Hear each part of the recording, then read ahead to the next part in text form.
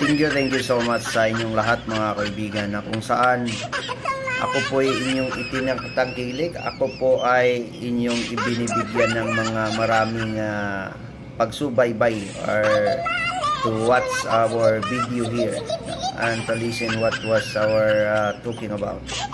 Yung ano po yung mga sinasabi ho natin dito. Mga kaibigan, we are here today in order to discuss all about the questions that I need to be answered right now.